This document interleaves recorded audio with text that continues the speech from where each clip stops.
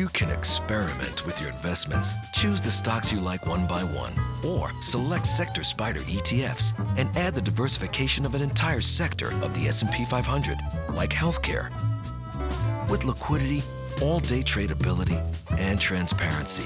Ready to add diversification to your equity investments? Before investing, consider the fund's investment objectives, risks, charges, and expenses. Go to sectorspiders.com for a prospectus containing this information. Read it carefully.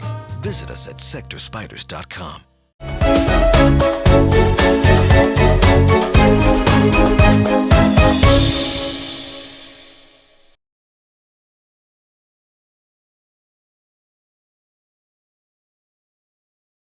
I'm Ron DeLegge with ETFguide. Welcome to Marketplace Minute. We're pleased to have with us Fei Li. She's head of research at Research Affiliates. We're going to talk a little bit about smart beta investing.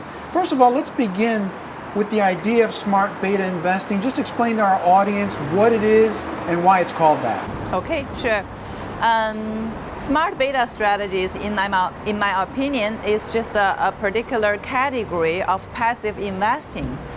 Typically, they involve selecting and weight securities by a matrix which is not price related.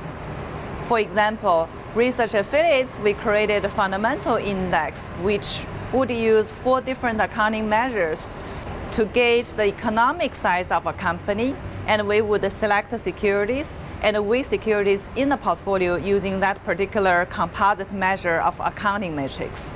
And there are other alternative indexes out there which are staying away from market cap weighting, which will also be categorized as smart beta.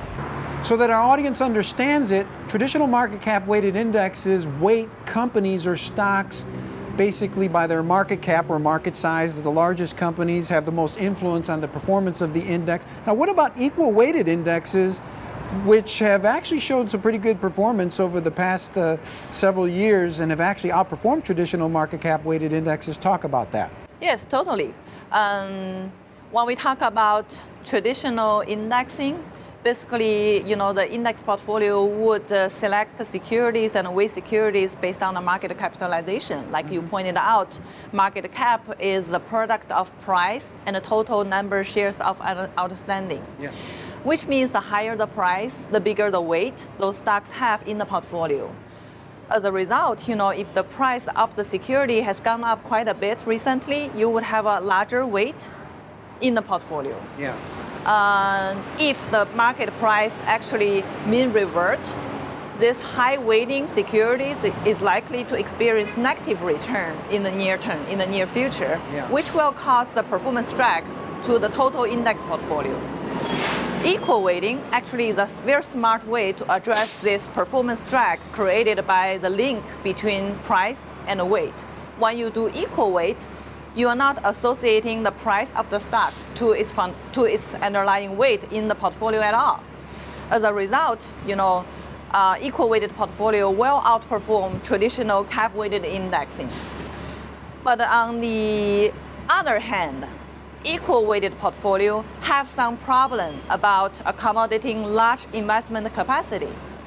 Equal weighting means small cap stocks have equivalent weight as large cap securities in your portfolio.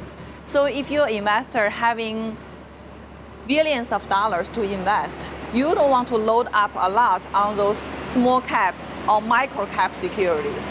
You would create very large price impact through your own trading. That's why even though equal weighting can be weighed as non-price weighting alternative index, it's not an ideal way to do it.